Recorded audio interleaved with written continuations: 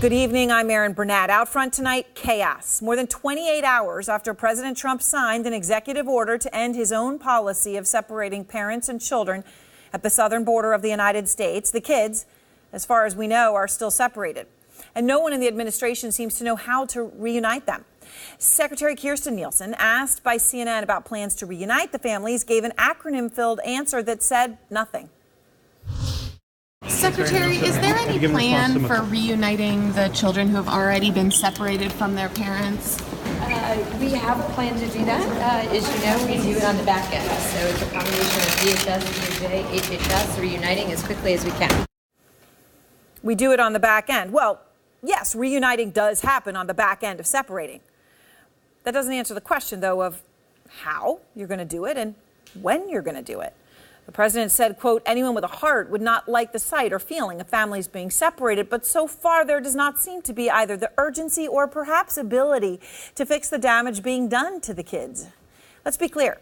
There's no sign the 2,300 kids are back with their families tonight. Some of them are sleeping behind chain-linked walls tonight. In fact, the Department of Health and Human Services just released a statement saying it, quote, is awaiting further guidance on the implementation of the executive order. So they're waiting. Even First Lady Melania Trump, who made an unannounced trip to a Texas facility, did not seem to have a clear idea of her husband's plan. And I also like to ask you how I can help to these children to reunite with their families as quickly as possible.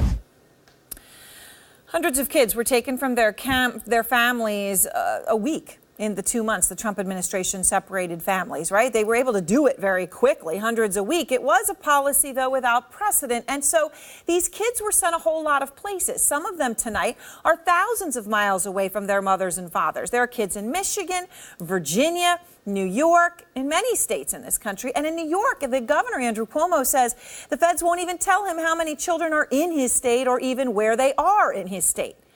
New York Congresswoman Kathleen Rice just telling CNN that officials didn't take basic information when they seized the kids. So some of them are so young, they don't actually fully even know their own names. So meantime, the president speaking today, though, has a totally different picture. He says these kids have it good. They're really running them well, and I give a lot of credit to Secretary Nielsen and all of the people that have worked. It's the nicest that people have seen, but it's still something that shouldn't be taking place. All right, again, just to be clear here, it was his policy done at his personal discretion. Yet today, the president's attorney general, Jeff Sessions, who of course has explicitly defended the policy, said the administration never intended to separate children from their parents. So here's Jeff Sessions today, and then just listen to Jeff Sessions 45 days ago. It hasn't been good. And the American people don't like the idea that we're separating families. We never really intended to do that. If you don't want your child to be separated, then don't bring them across the border illegally. It's not our fault that somebody does that. Sometimes the tape is the best way to find the truth here. They did intend to separate families, and frankly, from the very top, the president never minced words about it. When you prosecute the parents for coming in illegally, which should happen, you have to take the children away. Okay. Meantime, as the president is standing by his zero-tolerance policy of people coming into the country illegally, his administration is saying Americans better be ready for more kids. We're learning tonight that the Defense Department is being told to prepare to take in 20,000 unaccompanied immigrant children on U.S. military bases around the nation. Boris Sanchez is out front live at the White House. And Boris, look, the president says that anyone with a heart would have a problem with this. Here is the problem. Tonight, there's 2,300 kids that we are aware of at this time in custody right now, and there does not seem to be any plan. That's right, Erin. There's no clear path to fulfill this promise of reunification for these 2,300 or so kids and their families. We've heard conflicting messages from the administration. Just yesterday, an HHS official said that these kids would not be reunited with their parents, only to have that comment then walked back, and several promises being made from within the administration that this indeed would take place. It's not going to be an easy task. As you noted, these kids are scattered across the country in a number of different states and different facilities.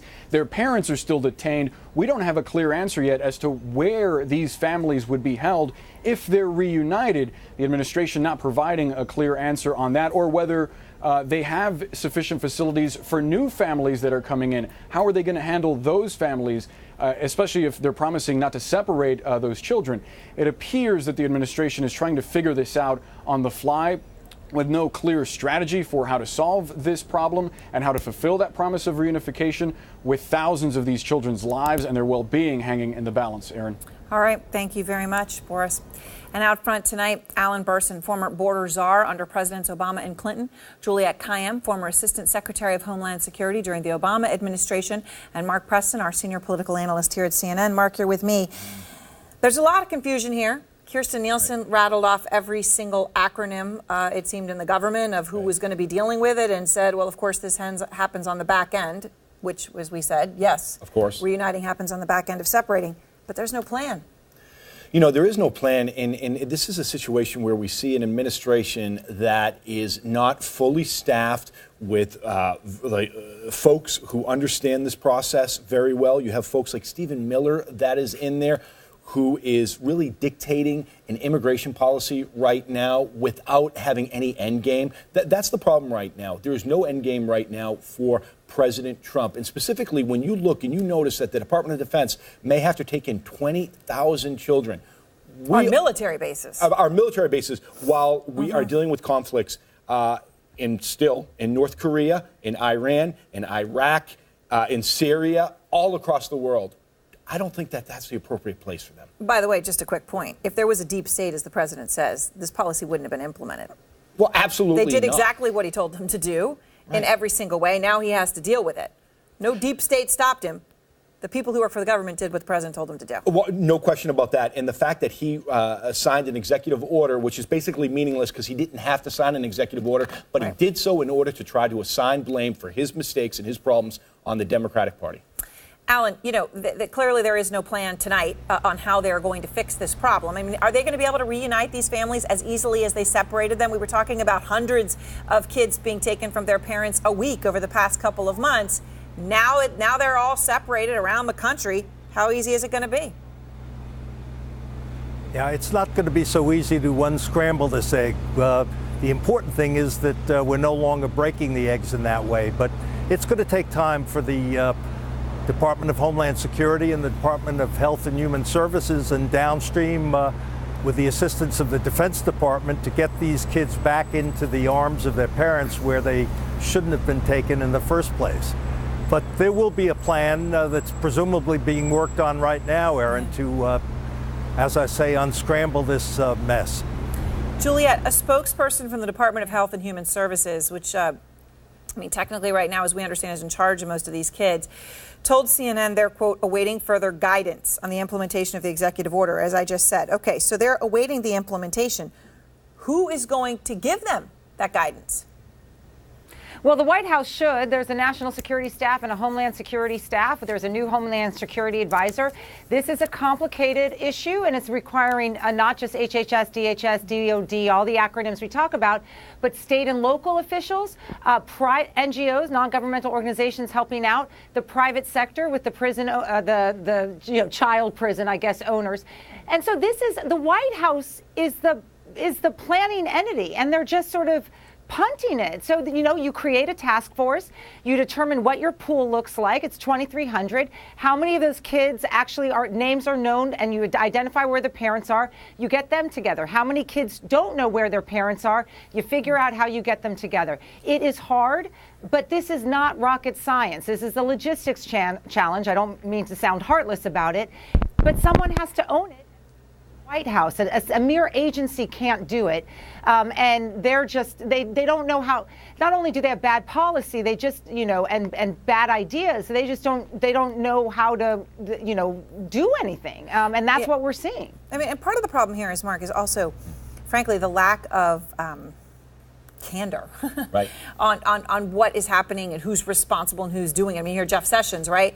We never intended to. Well, Jeff Sessions himself said that's exactly what they intended to. The president said anyone with a heart would have a problem. He himself the day before had said this is what we have to do.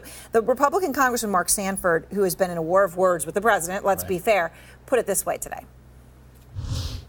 Do we give a pass to the highest office holder in the land in uniformly and constantly, or rather constantly, saying things that aren't true? No, he's right. So here's the problem. So people will look at Mark Sanford and say he's a sore loser because President Trump opposed him in his primary and Mark Sanford lost. Let us be very clear out there for all our viewers. Mark Sanford is probably one of the most conservative members of Congress. He is extremely conservative. So this isn't a partisan issue when it comes down to flat out lying. We've seen it on this issue from this White House. We've seen it on other issues from this White House. I suspect we will continue to see it on other issues going forward. I mean, and Alan, the president today says, okay, now, because I have zero tolerance, right? I'm not going to separate the families, but no one's allowed in who isn't allowed in. And so guess what, Ted Cruz, you're right. I do need a whole lot more judges. He said a very different thing the other day. Here is the president today and then. We have to hire thousands of judges. No country in the world is hiring judges like that. I don't want judges. I want border security. Does the president know exactly what he wants and what zero tolerance means, what it means to get there, Alan? Yeah, the zero tolerance is a policy that's more about rhetoric and sound bites than it is something that can be sustained here on the border in terms of prosecution. There are far few resources in the federal court system, let alone in the immigration court system, to be able to handle it. So, in fact, the president's identified the problem, which is that we have a broken immigration system. And there are few parts of it that are as broken as the asylum system.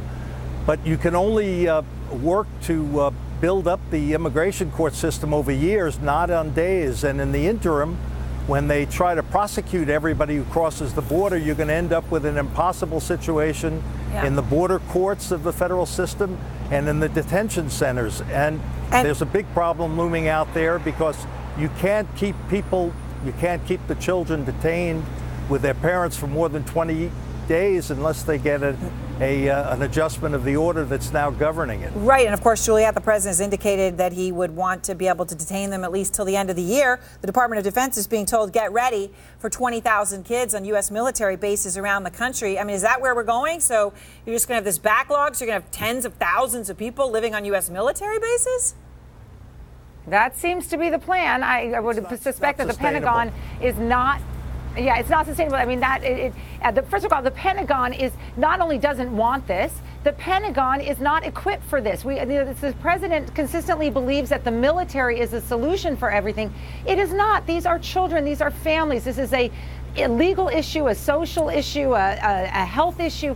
It's not a military issue. And so, once again, the fact that they are prepping the military as a solution means that they have had no planning. And I have to say it again, what government separates children from families, period, but what government separates them with no plan for reunification? No data, no databases, no blood tests, no identification. This is the heartlessness of this just comes out each day. I just cannot believe that they separated these kids from these families with no plan to reunify them. And then once they're reunified, we're going to put them on a military base. That's not a plan.